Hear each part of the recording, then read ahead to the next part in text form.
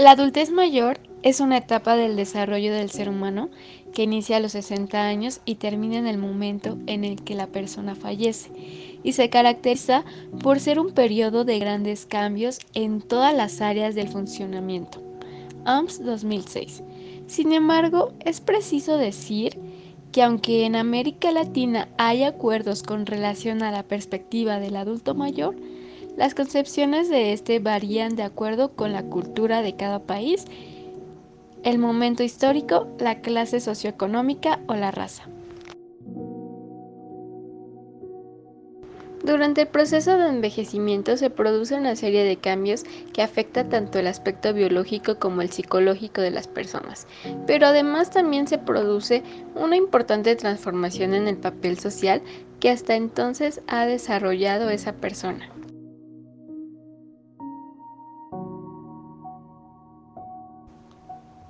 Cambios biológicos en el adulto mayor. Se produce una pérdida de fuerza, cambio en la figura corporal y disminución del peso. El corazón pierde eficacia, bombea menos sangre y aumenta de tamaño. También se reduce la mineralización ósea, sobre todo en las mujeres debido a los cambios hormonales. Los vasos sanguíneos se estrechan y pierden elasticidad. Las arrugas surcan la piel, su cuerpo cambia de contextura y el cabello se vuelve cano, como si inaugurase la última fase de la vida. Cambios sociológicos. Los cambios sociológicos afectan a toda el área social de la persona, su entorno cercano, su familia, su comunidad, la sociedad en general. Hay cambios en el rol individual como individuo y con integrantes de la familia, y hay cambios en el rol social, laboral y dentro de la comunidad. Cambios psicológicos que se dan en la vejez. Durante la edad avanzada tienen lugar cambios en la mayor parte de sus funciones y procesos psicológicos. No obstante, a modo general, podemos afirmar que estos cambios no se producen de forma equivalente en todas las personas, sino que se ven influenciados en forma clave por factores como la salud física, la genética o el nivel de actividad intelectual y social. Existen diferentes teorías que ayudan a explicar cómo afecta el proceso de envejecimiento a las personas. Una de las más importantes es la teoría psicosocial de Erikson, que expone que de las 8 etapas del desarrollo social y emocional del individuo, la vejez supondría la última de ellas, en la cual confrontamos los aspectos de integridad y desesperación. La integridad o sabiduría es la capacidad de aceptar los hechos de la propia vida y afrontar la muerte sin un gran temor. La persona que consigue esta sensación de integridad ha afrontado bien esta etapa. Contemplan su vida con satisfacción, para que así el adulto anciano tiene que aceptar los conflictos vitales, los fracasos y el dolor e incorporarlos a su autoimagen. Según Erikson, la integridad de la aceptación del ciclo vital como único y singular, como algo que ya fue. Por otro lado, la desesperación. Las personas que no consiguen llegar a la integridad contemplan su vida como una serie de oportunidades perdidas y direcciones erróneas. En los últimos años se dan cuenta de que es demasiado tarde para volver, y por eso el resultado es una sensación de desesperanza por lo que no han podido hacer. Resolver con éxito estas etapas conduce al desarrollo de lo que Erikson se refirió como integridad del ego. Las personas son capaces de mirar hacia atrás en su vida con un sentido de satisfacción y enfrentar el fin de la vida con sentido de sabiduría y sin remordimiento. Aquellos que se sienten orgullosos de sus logros sentirán un sentimiento de integridad. Completar con éxito estas fases significa mirar hacia atrás con poco remordimiento y una sensación general de satisfacción. Estos individuos alcanzan la sabiduría incluso cuando se enfrentan a la muerte. Aquellos que no tienen éxito durante estas fases sentirán que su vida ha sido desperdiciada y experimentarán muchos pesares. El individuo se quedará con sentimientos de amargura y desesperación. Vulnerabilidad del adulto mayor. Se define como vulnerabilidad social la desprotección de un grupo cuando enfrenta daños potenciales a su salud, amenazas a la satisfacción de sus necesidades y violación a sus derechos por no contar con recursos personales, sociales y legales.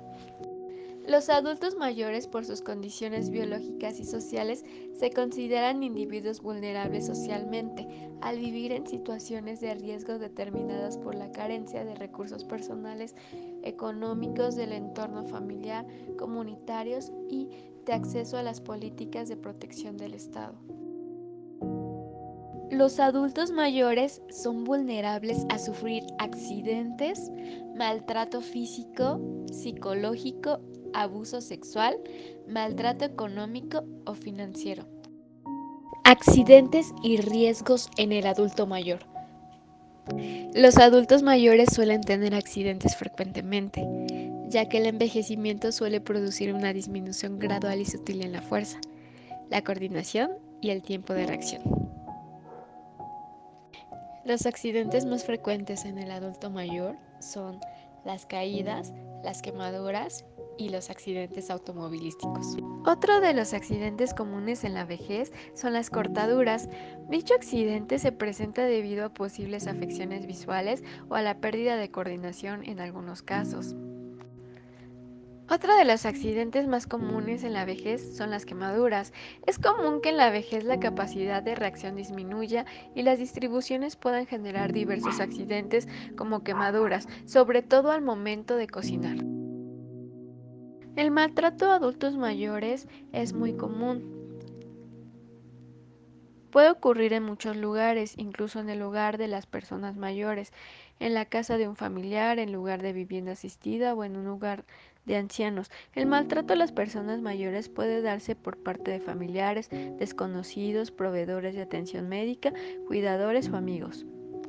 El maltrato hacia las personas mayores puede presentarse en diferentes formas y con frecuencia un adulto mayor maltratado es víctima de más de una forma de abuso.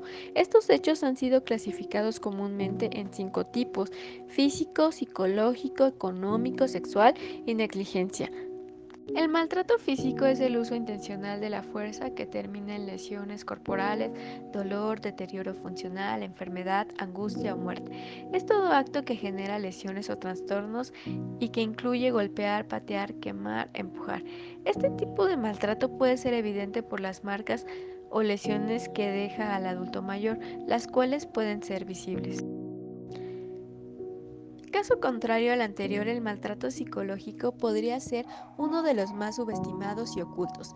Es cualquier agresión verbal o no verbal que atenta contra la dignidad de las personas y desencadena angustia o miedo, incluyendo humillaciones, amenazas, aislamientos y control o limitaciones de determinadas actividades como hablar por teléfono o salir de la casa. Maltrato económico financiero es el uso ilegal, no autorizado o inapropiado de los recursos o propiedades del adulto mayor en medio de una relación de confianza y en pro de beneficios de otra persona.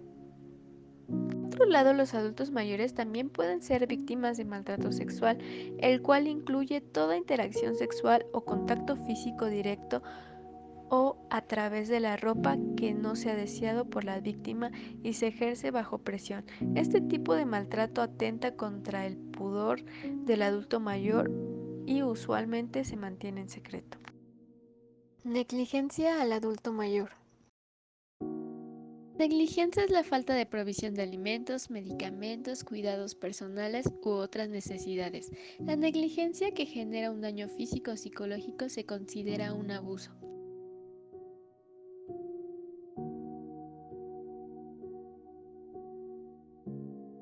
Tipos de crisis. Los adultos mayores pueden sufrir todo tipo de crisis a lo largo de su vida, según sus experiencias vividas, su nivel socioeconómico, su cultura y su género. Las crisis se dividen en 4 tipos: crisis estructurales, crisis de desarrollo, crisis circunstanciales y crisis de desvalimiento.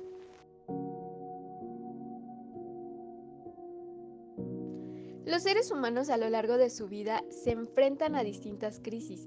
Slack 1996 describe las crisis como un estado temporal de trastorno y desorganización caracterizado principalmente por la incapacidad del individuo para abordar situaciones particulares utilizando métodos acostumbrados para la solución de problemas y por el potencial para poder obtener un resultado radicalmente positivo o negativo. La principal causa de las crisis es un evento estresante, traumático o peligroso, pero son necesarios otras dos condiciones. 1. La percepción del individuo acerca del evento como el causante de la disrupción. 2.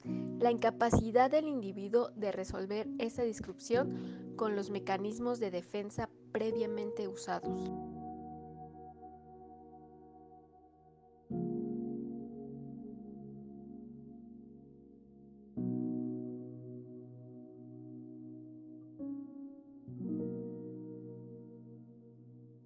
Las crisis circunstanciales son accidentales, desgracias inesperadas, apoyadas en un factor ambiental, presentan un estrés manifiesto, imprevisibles y surgen de fuerzas externas, ajenas al individuo y a la familia.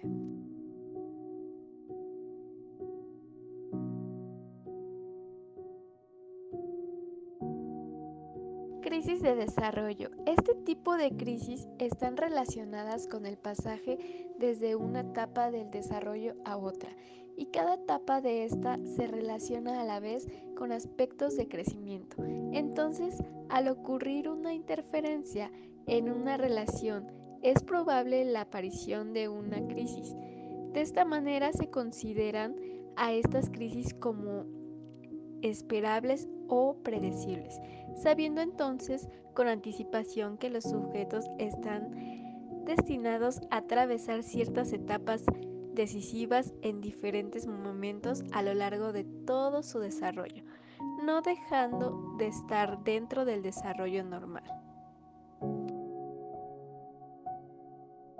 Crisis estructurales son las más complejas porque afectan profundamente a la estructura de la familia, a su raíz. Pueden ser algunas adicciones, infidelidades, divorcio, violencia, etcétera. Crisis de desvalimiento. Están generadas por aquellas situaciones en las que la familia cuenta con un miembro dependiente que requiere un alto nivel de atención y cuidados. Ancianos, enfermos crónicos o los discapacitados son algunos ejemplos de miembros funcionalmente dependientes que mantienen atados a los otros miembros, que pueden experimentar sentimientos de atrapamiento, agobio y estrés.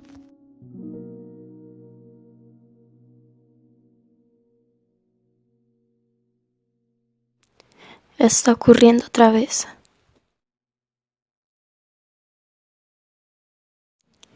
Si me siento en esa silla, quizá nadie se dará cuenta. Claro que se darán cuenta. Mi corazón va demasiado rápido. Necesito sentarme. Necesito.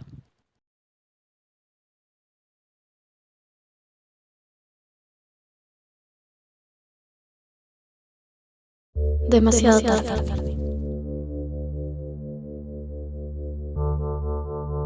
Halpert 1973 hace una descripción de aquellos síntomas que aparecen más frecuentemente en las personas que atraviesan por una crisis: sentimiento de cansancio y agotamiento, sentimiento de desamparo, sentimiento de inadecuación, sentimiento de confusión, síntomas físicos, sentimientos de ansiedad, desorganización del funcionamiento en sus relaciones laborales, desorganización del funcionamiento en sus relaciones familiares, desorganización del funcionamiento en sus relaciones sociales, desorganización en sus actividades sociales. Si la crisis no se afronta correctamente y en un tiempo oportuno, se corre el riesgo que la persona que experimenta dicho evento pueda padecer graves problemas psicológicos. García, 2003.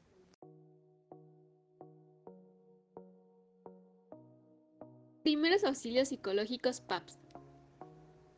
Es parte del acompañamiento psicosocial que se le brinda a una persona en estado de crisis. Asimismo, permite potenciar en la persona o grupos estrategias de afrontamiento funcionales frente a la crisis, es decir, desarrollar o fortalecer aquellos modos de pensar y actuar que facilitan la resolución de una situación percibida como demandante. Núñez 2004 define los primeros auxilios psicológicos como la ayuda inmediata e intervención que se ofrece a las víctimas o personas afectadas. Asimismo, este tipo de intervención es realizada en momentos o situaciones de crisis. Para brindarle los primeros auxilios psicológicos a las personas de la tercera edad, debemos tomar en cuenta ciertas actitudes. Hay que tener en cuenta que los adultos mayores son personas que pueden tener una serie de limitaciones tanto físicas como psicológicas. Otra actitud muy importante a tener en cuenta ante personas mayores que tenemos que tener mucha paciencia, puesto que algunas de estas personas puede que tengan sus procesos cognitivos deteriorados y sufran un enlentecimiento a nivel mental y puedan tardar más en responder, por lo que tenemos que tener paciencia, que ellos no vean que les estamos metiendo prisa o que estamos impacientes. Es importante que siempre estén acompañados. Nunca hay que dejarlos solos. El primer paso será hacer contacto y establecer un vínculo. Esto es acercarnos a la persona de manera respetuosa y puede ser algo tan sencillo como: hola, mi nombre es Gayeli y vengo representando al Instituto Politécnico Nacional. Preguntarle a la persona si quiere platicar o qué es lo que necesita en ese momento. El segundo paso será ayudar a la persona a sentirse cómoda y en confianza. Esto puede lograrse simple y sencillamente desde ofrecer agua, ofrecerle un cargador de celular, algo que pueda establecer un vínculo entre las dos personas y que le hagan sentir que puede confiar en nosotros. El tercer paso será contener emocionalmente. Muchas veces lo único que la otra persona necesita es desahogarse. No hay que limitarlos, hay que permitirles que desahoguen lo que sienten en ese momento. Nosotros podemos guiarlo, podemos hacerles preguntas como: ¿qué fue lo que te sucedió? ¿Cómo te sientes en este momento? ¿Qué puedo hacer por ti? El cuarto paso será tranquilizar de una forma realista. Esto quiere decir no decirle a la persona: no pasó nada, todo va a estar bien. Es mejor utilizar frases: sé cómo te sientes, siento mucho que estés pasando por esto. Quinto paso: alentar formas positivas de afrontar la situación. Todas las personas tenemos diferentes maneras de afrontar lo que nos sucede, y esto está basado en las experiencias previas que hemos tenido. Lo que debemos hacer es preguntarle a la persona qué es lo que ha hecho hasta este momento para afrontar eso que le está pasando. Si encontramos que la persona en ese momento no encuentra ningún recurso para hacerle frente a su situación, lo que podemos hacer es acompañarla guiándola con ejercicios de respiración profunda. Sexto punto, será ayudar a la persona a relacionarse con los demás. No debemos de dejar a la persona sola cuando la estamos acompañando en una situación de crisis. Esto es entonces acompañarla ya sea con algún servicio de rescate, con algún familiar, con algún amigo, pero la persona que está afrontando esta situación no debe de estar sola en ningún momento. Último punto, será dar cierre a nuestra conversación. La persona tiene que quedarse con la certeza de que, aunque quizás no volvamos a verla nunca, es una persona que tiene valor y que para nosotros en ese momento, en esa circunstancia, nos importa lo que le está sucediendo. La meta principal de los primeros auxilios psicológicos es que la persona salga del shock o la crisis en el que se encuentra. ¿Qué es la terapia multimodal? La terapia multimodal es un tipo de tratamiento que forma parte del enfoque cognitivo-conductual, aunque también se nutre de otros enfoques psicológicos y opta por una intervención de tipo ecléctico. Esta evaluación psicológica consiste en que los psicólogos, por medio de la aplicación de una serie de preguntas, pueden identificar diversas alteraciones que presenta la víctima en funciones psicológicas básicas que se divide en 5 áreas. conductual, afectiva, somática, interpersonal y cognoscitiva. De allí se deriva el nombre cacique.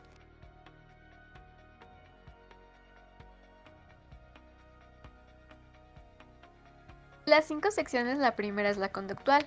En esta sección se le pregunta a la víctima si ha tenido cambios en su conducta, en su comportamiento, por ejemplo, cambios en su rutina diaria, en sus hábitos, en su alimentación, sueño, etc., después de la crisis o del evento trágico.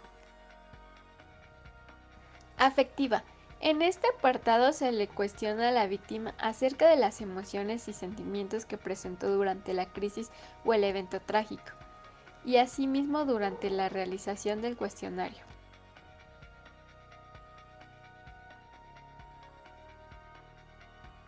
Somática. Dentro de esta sección se encuentran preguntas acerca de los síntomas físicos que ha presentado la víctima después de la crisis o del evento trágico. Por ejemplo, dolor de cabeza, malestar estomacal, entre otros. Interpersonal. En este apartado se le pregunta a la víctima acerca de sus relaciones personales con amigos, vecinos, compañeros de trabajo y familia, si ha presentado un cambio después de la crisis o evento trágico.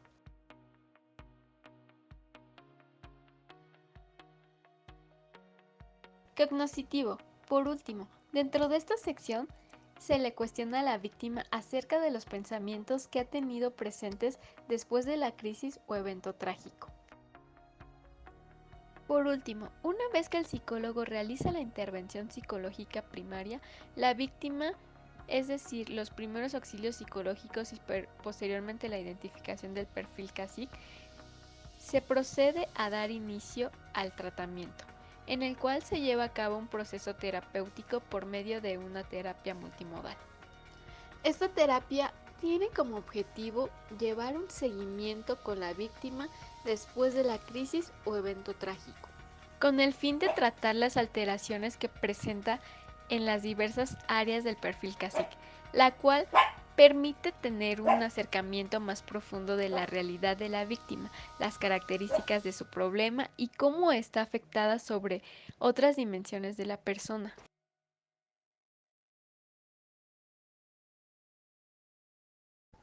Caso clínico. Yolanda, de 65 años de edad, vivía sola en casa con su gato.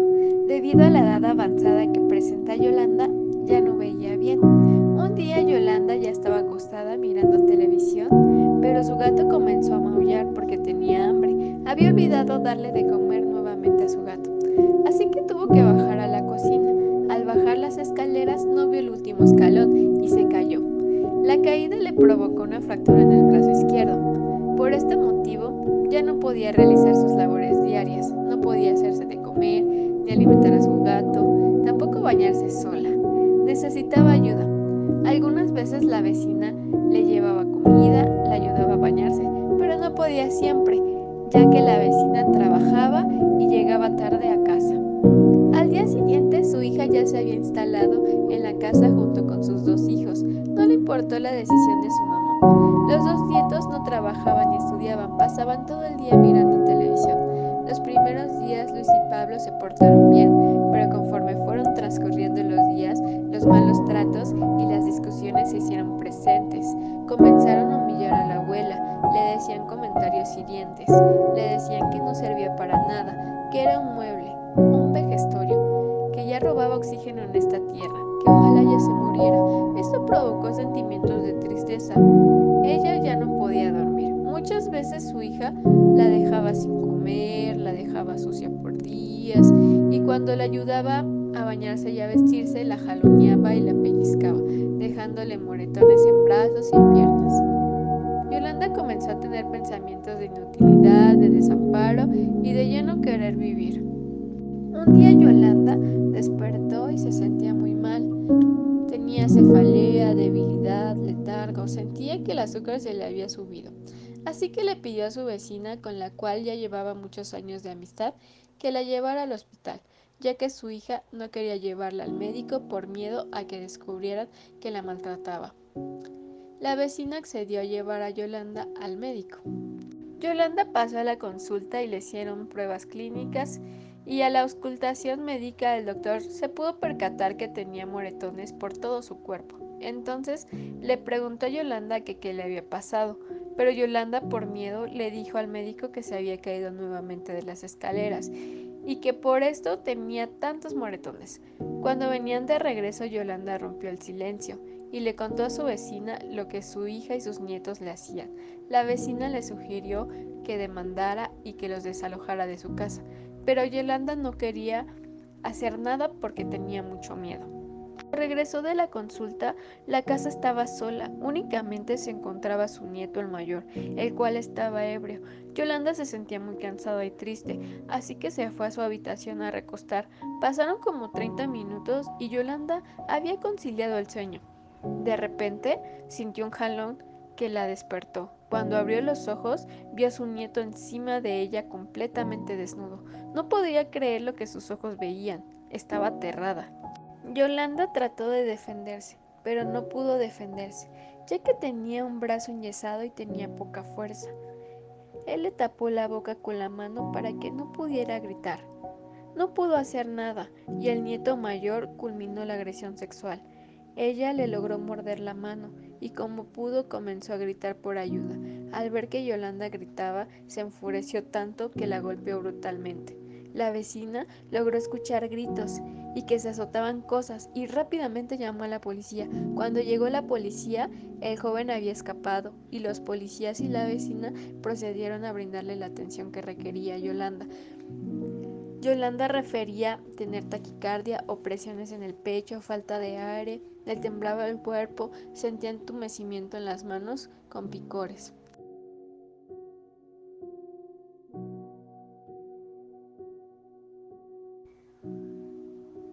Elementos de la crisis.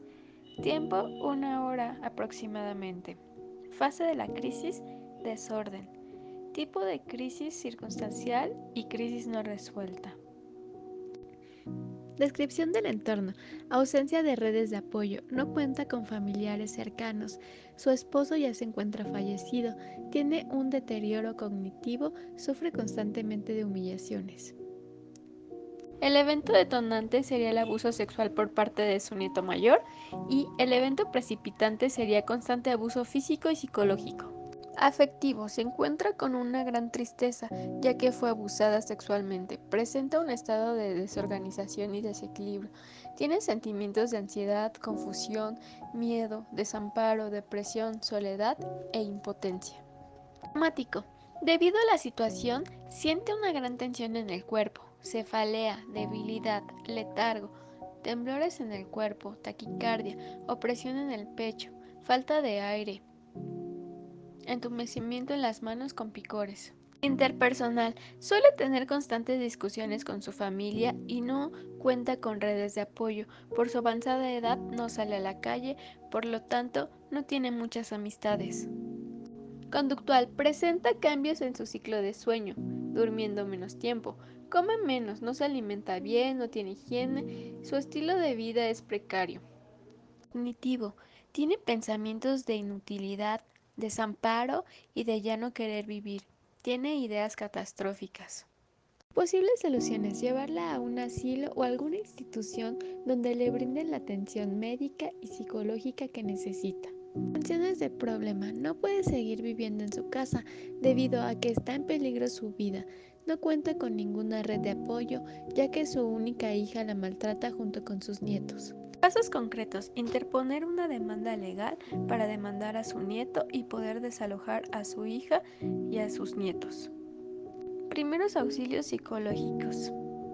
Lo primero que se debe de hacer en los primeros auxilios psicológicos en el adulto mayor que ha sido víctima de alguna agresión física y sexual es poner a salvo su vida, salvaguardar su integridad física y psicológica. Es importante que siempre esté con ella un familiar, una persona de confianza o algún vecino. Debemos de usar un tono suave cuando nos acerquemos a la víctima. De preferencia, la persona que brinde los primeros auxilios psicológicos debería de ser mujer. De preferencia que los auxilios psicológicos sean brindados por una mujer. El primer paso será hacer contacto con Yolanda.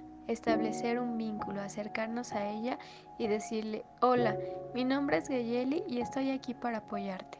El segundo paso será que Yolanda se sienta cómoda. Podría ser que le traigamos una cobija, una botella con agua, algo que la haga sentir cómoda. El tercer paso será hacerle una serie de preguntas de cómo te sientes, qué fue lo que sucedió.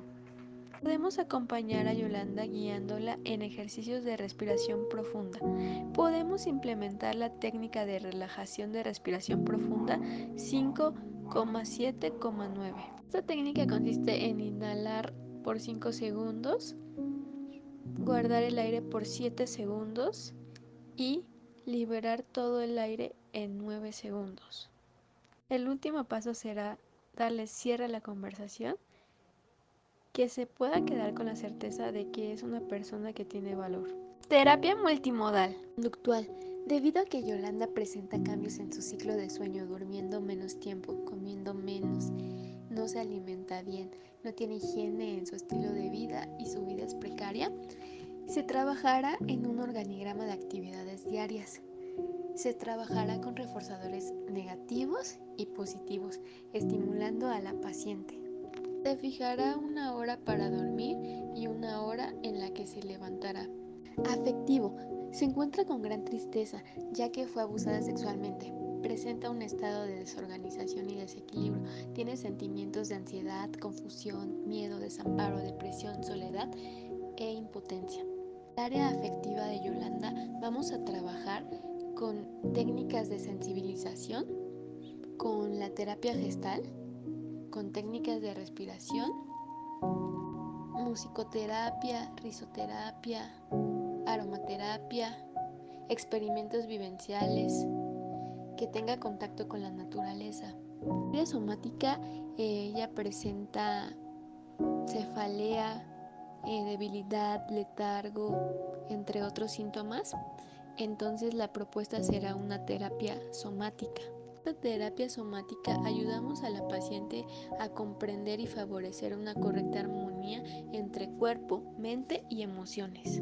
Tratará con una terapia somática, la cual consiste en liberar y comprender emociones atrapadas en el cuerpo. Técnica de relajación, respiración profunda, respiración 5-7-9. Ejercicios físicos como danza, movimiento, estiramientos. Técnica de obtener e identificar creencias. Estructuración cognitiva. El área interpersonal suele tener constantes discusiones con su familia y no cuenta con redes de apoyo. En el área interpersonal se sugiere una terapia ocupacional e incentivarla con talleres y cursos en el DIF. En el área cognitiva, pues tiene pensamientos de inutilidad, de desamparo y de ya no querer vivir, tiene ideas catastróficas. En el área cognitiva vamos a implementar técnicas cognitivas, de psicoeducación, estructuración cognitiva y entrenamiento en enfrentamiento.